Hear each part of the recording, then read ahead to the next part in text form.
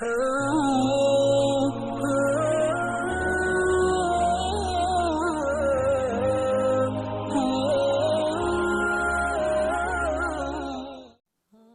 علیکم ورحمۃ اللہ وبرکاتہ۔ مفتی صاحب، یہ اختلاف امت اور صراط مستقیم کا سلسلہ چل رہا ہے، ماشاءاللہ بہت اچھے طریقے سے چل رہا ہے۔ یہ پچھلی ویڈیو میں آپ نے شیعہ اور سنی کے متعلق جو ہے چند عقائد پیش کیے تھے، اور میں چاہتا ہوں کہ مزید اور کچھ عقائد پیش کیے جائیں اور تفصیل بتائی جائے تاکہ لوگوں کو اور اچھی طریقے سے سمجھ میں آئے۔ تو آپ سے درخواست کرتا ہوں کہ ان کی وضاحت کرائی جائے۔ وعلیکم السلام ورحمۃ اللہ وبرکاتہ۔ شیعہ کے حوالے سے گفتگو چل رہی تھی، تو میں نے بتایا تھا کہ شیعہ جو مذہب ہے اس کا بانی اصل میں عبداللہ ابن سبا ایک یہودی تھا، جو اسلام کی شبیہ کو خراب کرنے کے لیے اور مسلمانوں کی ترقی کو دیکھ کر کے اس نے بظاہر ایمان کو ظاہر کیا تھا عثمان غنی رضی اللہ تعالیٰ عنہ کے خلافت کے زمانے میں، اور اس نے طرح طرح کے عقائد جو نئے نئے مسلمان لائے تھے، جو دیہاتوں کے لوگ رہنے والے تھے، ان کے درمیان شکوک و شبہات، اور خصوصاً حضرت علی رضی اللہ تعالیٰ عنہ کے حوالے سے اس نے طرح طرح کے عقائد لوگوں میں کفری عقائد کو شامل کیا، اور اس کی بنیاد سے شیعہ فرقہ پیدا ہوا۔ شیعہ جو فرقہ ہے اس کے جو بنیاد ہے، میں نے بتایا تھا کہ پہلی بنیاد ہے تحریف قرآن پہ۔ ان کا عقیدہ یہ ہے کہ قرآن پاک جو موجودہ قرآن پاک ہے، نعوذ باللہ، یہ اصل قرآن پاک نہیں ہے، بلکہ جو اصل قرآن پاک ہے ان کا 12واں جو امام تھا، وہ 4-5 سال کی عمر میں سر مان رہا غار میں وہ سر ہو گیا، غائب ہو گیا ہے، اور وہ جب 313 اصلی شیعہ پیدا ہو جائیں گے تو وہ اس کو لے کر کے آئیں گے۔ امامت کا جو یہ عقیدہ ان کا تحریف قرآن کا ہے۔ ظاہر سی بات، جو بھی قرآن پاک کے حوالے سے ایسا عقیدہ رکھے گا کسی طرح سے مسلمان ہو نہیں سکتا، اہل سنت والجماعت میں داخل نہیں ہو سکتا۔ قرآن پاک کی حفاظت، احادیث مبارکہ کی حفاظت، قرآن کے ایک ایک لفظ کی حفاظت، زبر زیر کی حفاظت اللہ تبارک و تعالیٰ نے حفاظت کی ذمہ داری لی ہے۔ اور دوسرا جو ان کا عقیدہ ہے وہ امامت کا عقیدہ ہے۔ ان کا عقیدہ یہ ہے کہ ان کا جو امام ہے وہ اس کو تمام اختیارات ملے ہوئے ہیں، انبیاء علیہم السلام سے بھی بڑھ کر اختیارات ملے ہوئے ہیں۔ وہ جس چیز کو چاہے حلال کر دے، جس چیز کو چاہے حرام کر دے، جس کو چاہے معاف کر دے، جس کو چاہے سزا دے۔ غض باللہ، گویا کہ اللہ کا جو اختیار ہے انہوں نے اس کو اختیار دے رکھا ہے۔ امامت کا جو ان کا عقیدہ ہے اماموں کے حوالے سے، ظاہر سی بات ہے یہ سراسر کفریہ عقیدہ ہے۔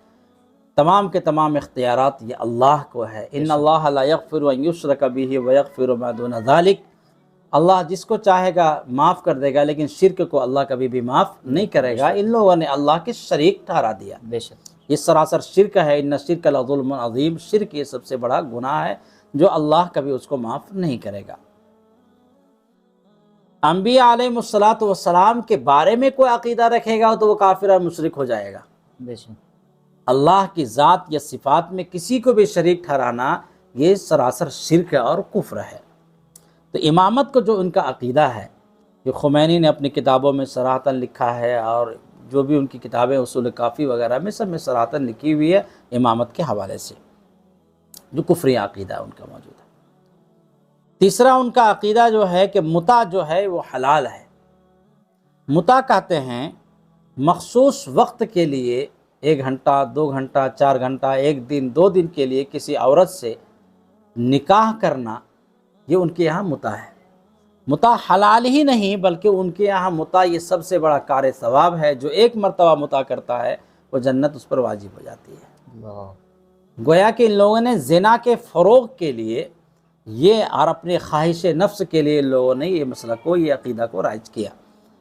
قرآن پاک میں صراحت ہے، قد افلح المؤمنون الذین هم فی صلاتهم خاشعون والذین هم للزکاة فاعلون والذین هم لفروجهم حافظون الا علی ازواجهم او ما ملکت ایمانهم، کہ بیوی کے علاوہ اور شرعی باندی کے علاوہ کسی اور کے لیے کسی خواہش کی تکمیل کرنا یہ کسی طرح سے جائز نہیں ہے۔ تو متع کی جو حرمت ہے قرآن پاک میں بھی، احادیث مبارکہ میں بھی، खैबर के मौके पर नबी अलैहिस्सलातु वस्सलाम ने हज़रत अली फरमाते हैं कि अन नबी सल्लल्लाहु अलैहि वसल्लम नहा अन मुतअत्तिन निसा व लुहूमिल हुमुरिल अहलियती ज़मन खैबर। हज़रत अली करमल्लाहु वजहू फरमाते हैं कि अल्लाह नबी अलैहिस्सलातु वस्सलाम ने औरतों से मुता करने और शहरी जो गधे हैं, पालतू जो गधे हैं, उसके गोश्त को खाने से खैबर के मौके पर मना फरमा दिया था। तो मुता की हरमत के लिए तमाम मुस्लिम में, तिरमिज़ी में, बुखारी में तमाम रिवायतें मौजूद हैं कि मुता ये हराम है, लेकिन उनके यहाँ ये हलाल ही नहीं बल्कि उनके यहाँ ये सबसे बड़ा कार्य सवाब मौजूद है। तो अहले सुन्नत के जो अकाइद हैं उन अकाइद से इनका किसी तरह से मेल नहीं खाता है। और एक अकीदा उनका है रजात का अकीदा। रजात के अकीदे पर उनका इन नज़दीक ईमान लाना ज़रूरी है। रजात का अकीदा ये है कि जो उनका इमाम गायब है वो ज़रूर भी ज़रूर आएगा। जो मैंने बताया कि 313 जब हो जाएंगे तो निकल आएंगे और आने के बाद तमाम शिया के अलावा जो भी है सबको वो ख़त्म कर डालेंगे।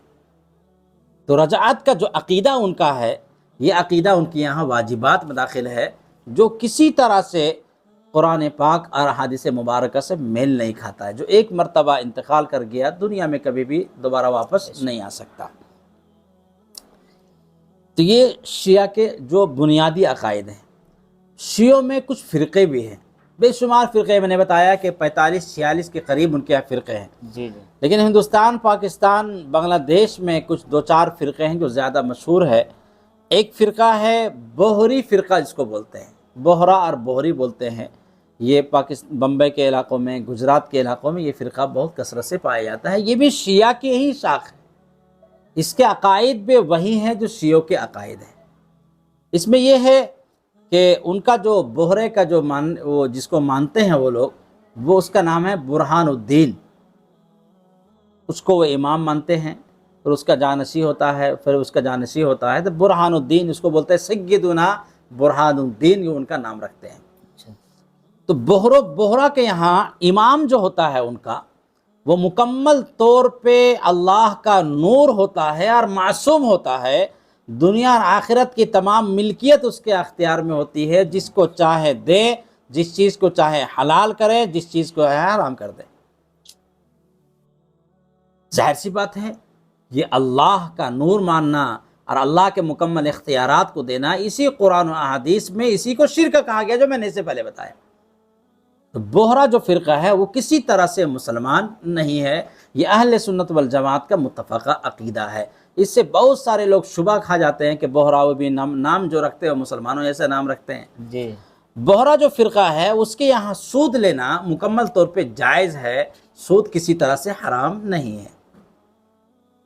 चुनांचे हालांकि कुरान में जितनी सख्त वईद अल्लाह तबारक ताला ने सूद के हवाले से फरमाया है, किसी और गुनाह के हवाले से इतना सख्त नहीं फरमाया।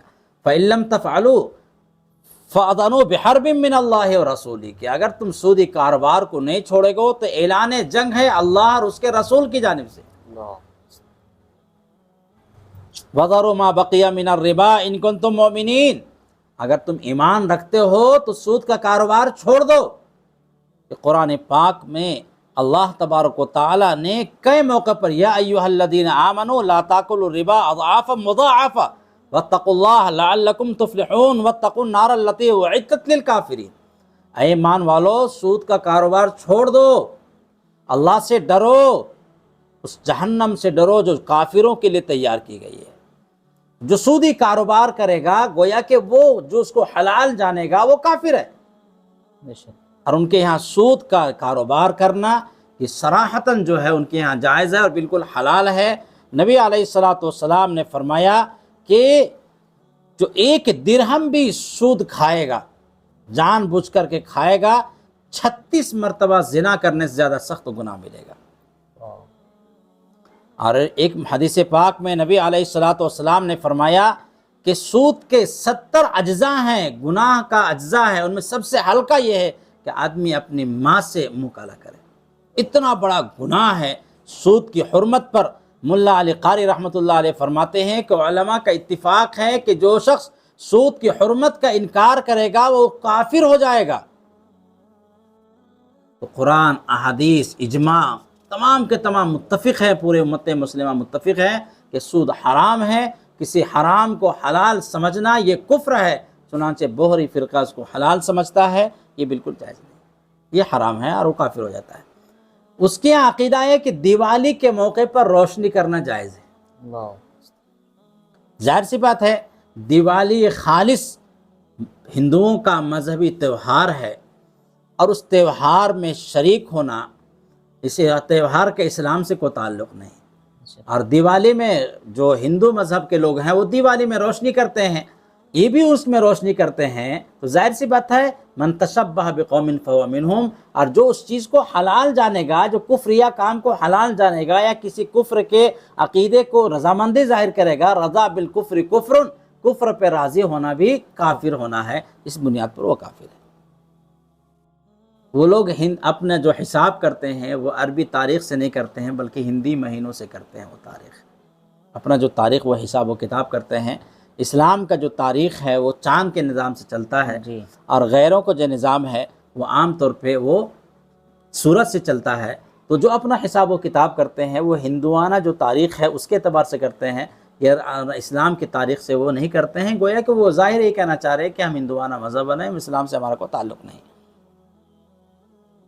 اس کے علاوہ ان کا عقیدہ یہ ہے کہ ان کی مسجد اور جماعت خانہ جو بنیاد ہے ان کی، یہ سب علیحدہ علیحدہ ہوتے ہیں، جب مسجد الگ ہے، جماعت خانہ الگ ہے، جماعت خانہ میں جو چلا گیا ان کا تمام گناہ معاف ہو جاتا ہے۔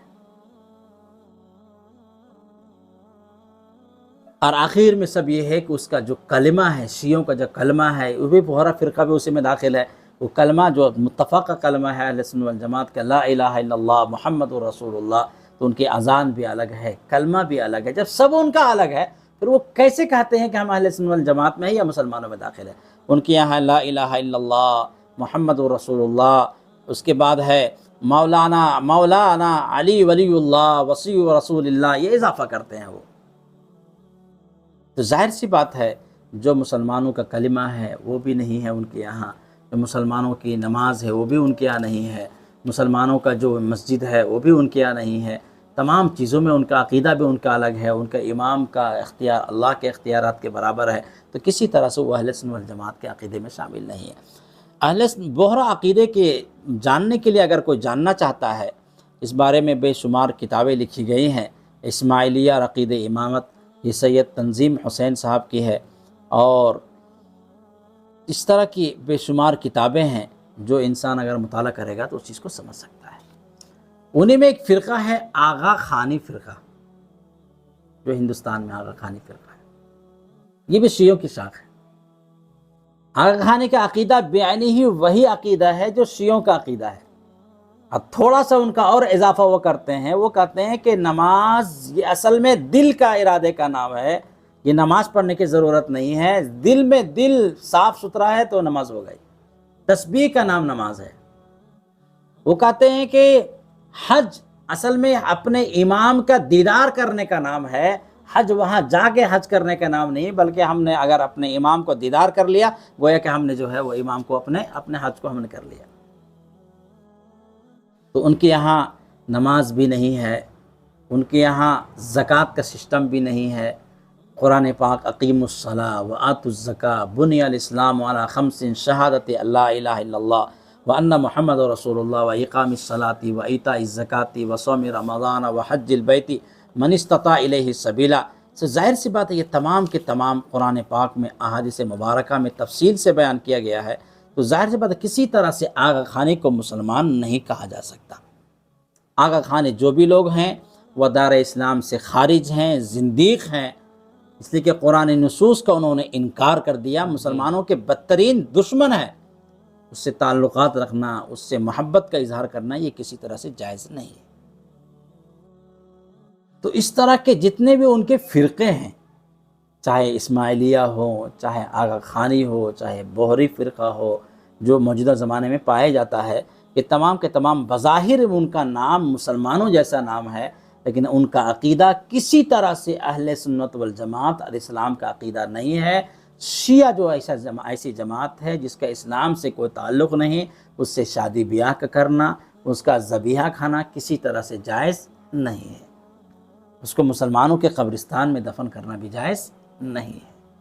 من صلی صلاتنا واستقبل قبلتنا واکل ذبیحتنا فذلک المسلم، جو ہماری طرح نماز پڑھے، ہمارے قبلے کا استقبال کرے اور ہمارا ذبیحہ کھائے، اس کی ایک علامت ظاہر ہے وہ مسلمان ہے۔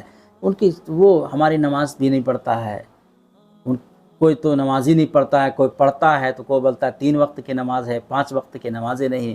قرآن و احادیث میں، احادیث مبارکہ میں، صحیح احادیث مبارکہ میں، تمام احادیث میں اور تواتر کے ساتھ تمام چیزیں موجود ہیں کہ 5 وقت کی نمازیں ہیں، اور وہ 2 وقت کی نمازیں ہیں، وہ بھی جمع بین صلاتین کہتے ہیں، جس طرح چاہتے ہیں نماز پڑھتے ہیں۔ ان کا اذان بھی الگ ہے، ان کی کلمات بھی الگ ہے، سب کچھ ان کا الگ ہے، تو کسی طرح سے اس کو مسلمان کہا نہیں جا سکتا۔ تو شیعہ کے بنیادی عقائد کو سمجھنے کے لیے اتنا کافی ہے کہ شیعہ نہ قرآن پاک کو مانتے ہیں، نہ صحابہ کو مانتے ہیں۔ ہاں ایک بات مل گیا، ان کے یہاں 4 صحابہ کے علاوہ تمام کے تمام صحابہ مرتد ہو گئے۔ حضرت علی، معاذ اور سلمان فارسی، حضرت ابو ذر غفاری، کتنے ہو گئے؟ حضرت علی، جی، حضرت ابو ذر غفاری، سلمان فارسی، جی، اور ایک اور صحابی ہیں جو ذہن سے نکل رہا ہے، تو ان کے علاوہ تمام، مقداد ابن اسود، 4 صحابی، ان کے علاوہ وہ تمام کے تمام جو ہے لوگوں کو وہ کہتے ہیں کہ تمام صحابہ نعوذ باللہ مرتد ہو گئے۔ میں نے بتایا تھا اسلام کی بنیاد، اور امام شعبہ کا قول نقل کیا تھا میں نے اس سے پہلے کہ اگر یہودیوں سے پوچھو گے کہ سب سے اچھا کون ہے تو وہ کہیں گے حضرت موسیٰ علیہ السلام پر ایمان لانے والے، اور عیسائیوں سے پوچھے گے تو وہ کہیں گے کہ عیسیٰ علیہ السلام کے حوارین سب سے افضل ہیں، اور شیعہ ایسا منحوس فرقہ ہے کہ اس سے پوچھو گے تو بولیں گے سب سے بدتر کون ہے، تو وہ کہیں گے نعوذ باللہ محمد رسول اللہ پہ ایمان لانے والے۔ امتحن اللہ قلوبہم، جن کو قرآن پاک نے کہا کہ میں نے ان کے دلوں کو جانچا، پرکھا، والسابقون الاولون من المہاجرین والانصار والذین اتبعوہم بإحسان رضی اللہ عنہم ورضوا عنہ وأعد لهم جنات تجری تحت الانہار خالدین فی ابدا ذلک الفوز العظیم۔ قرآن پاک کہتا ہے کہ اس تمام کے تمام صحابہ اللہ ان سے راضی ہے، وہ لوگ ان سے راضی ہیں۔ دونوں طرف کی رضامندی کو اللہ نے بیان کیا ہے، اور قرآن اور اسلام جو ہم تک پہنچانے والے ہیں وہ تمام کے تمام صحابہ کرام رضی اللہ علیہم اجمعین ہیں۔ ایک بھی صحابی کے ایمان کے بارے میں کوئی انکار کرتا ہے تو وہ ایمان سے نکل جائے گا۔ حضور نے فرمایا انصار سے محبت کرنا یہ ایمان کی علامت ہے، اور انصار سے بغض رکھنا یہ نفاق کی علامت ہے۔ تو ظاہر سی بات ہے جو اسلام کی بنیاد ہے، جو ستون ہمارا صحابہ کرام ہے، اسی پر ان کا ایمان نہیں ہے، تو ظاہر سی بات ہے وہ قرآن و حدیث کو کہاں مانیں گے، قرآن کی تفسیر کو کہاں مانیں گے، بخاری کو کہاں مانیں گے، مسلم کو کہاں مانیں گے، ابو داؤد کو کہاں مانیں گے، پوری اسلام زکوٰۃ کے سسٹم کو کہاں مانیں گے، نماز کو کہاں مانیں گے، حج کے طریقوں کو کہاں مانیں گے، کیوں حج کا طریقہ ہمیں صحابہ نے بتایا، نماز کا طریقہ ہمیں صحابہ نے بتایا، زکوٰۃ کا طریقہ ہمیں صحابہ نے بتایا، اور صحابہ سے تابعین نے، تابعین سے تبع تابعین، سلسلہ چلتا رہا۔ وہ صحابہ کو جب نہیں مانتے ہیں تو ظاہر سی بات ہے وہ اسلام کو کہاں مانیں گے۔ اس لیے صحابہ کرام کو اگر کوئی کافر بولتا ہے تو اس سے بڑا کافر کوئی اور ہو نہیں سکتا، اور ان کے یہاں تو صحابہ کرام پہ تبرہ کرنا، صحابہ کرام کو گالی دینا یہ عین ثواب کا کام ہے، اسے تبرہ کہتے ہیں۔ وہ جوش ملیح آبادی کی کتاب ہے یادوں کی بارات، اس نے اپنے سوانح کو لکھا ہے، بہت فاس باتیں لکھی ہے، لیکن جوش ملیح آبادی نے چونکہ شیعہ تھا وہ، تو وہ شیعوں کا جو گھر میں جو حالات ہوتے ہیں، جو منظر کشی ہوتی ہے، اس نے صاف لکھا ہے کہ ہمارے یہاں ہوتا کیا ہے، کھانا بھی کھائیں گے تو جب تک کہ حضرات شیخین کو گالی نہیں بکتے ہیں لقمہ ان کا اندر نہیں جاتا ہے۔ حضرت باتھ روم جائیں گے تو حضرت شیخین کو 2 لفظ بولیں گے، اس کے بعد وہ باتھ روم جاتے ہیں۔ اتنے گندے قسم کے لوگ ہیں۔ شیعہ کا اسلام سے کوئی تعلق نہیں ہے۔ انشاءاللہ پھر دوسرے مزید باتیں ہوں گی۔ مختصراً امید یہ ہے کہ ہمارے ناظرین کو مکمل طور پہ بات سمجھ میں آ گئی ہوگی کہ شیعہ جو ہے کسی طرح سے وہ مسلمان نہیں ہے، ان کے عقائد میں تقیہ ہے۔ اگر وہ کہتا بھی ہے کہ ہم اس کو نہیں مانتے ہیں تو تقیہ کو کرتا ہے، جھوٹ بولتا ہے، چونکہ ان کا جھوٹ بولنا یہ کار ثواب ہے۔ جو اپنے مذہب کو جتنا جھٹلائے گا، جتنا جھوٹ بولے گا، چھپائے گا، اتنا بڑا وہ شیعہ مانا جاتا ہے۔ ان کی کتابوں میں لکھا ہوا ہے، صراحتاً لکھی ہوئی ہے۔ اور اس سلسلے میں اگر کوئی شیعہ کے بارے میں تفصیل سے جاننا چاہتا ہے اور ان کے حوالوں کو، مصادر کو بھی جاننا چاہتا ہے، مراجع کو جاننا چاہتا ہے، تو مولانا یوسف صاحب شہید لدھیانوی رحمۃ اللہ علیہ کی کتاب آتی ہے شیعہ سنی اختلافات اور صراط مستقیم، ایک کتاب حضرت کی ہے اختلاف امت اور صراط مستقیم، جی اور ایک کتاب ہے شیعہ سنی اختلافات اور صراط مستقیم۔ اس کتاب کو جو پڑھے گا، حضرت نے مکمل حوالوں کے ساتھ تفصیل سے لکھا ہے، اور ان کی کتابوں کو جمع کر کے، ان کی کتابوں کو لا کر کے حضرت نے اس کو پہ لکھا تھا۔ پھر پاکستان کی حکومت میں جو ان کے خلاف کیس کیا گیا تھا، اس کو حضرت نے پیش فرمایا تھا، صرف شیعہ وہاں سے بھاگ گئے۔ تو امید ہے کہ شیعہ کے حوالے سے جو گفتگو کی گئی ہے ہمارے ناظرین کو مکمل طور پہ سمجھ میں آ گیا ہوگا۔ جی، بہت بہت شکریہ مفتی صاحب، اور بات بہت اچھی طریقے سے واضح ہو چکی ہے۔ جی، امید ہے ناظرین بھی سمجھ گئے ہوں گے۔ پھر انشاءاللہ نئی ویڈیو کے ساتھ حاضر ہوں گے۔ السلام علیکم ورحمۃ اللہ۔ وعلیکم السلام ورحمۃ اللہ وبرکاتہ۔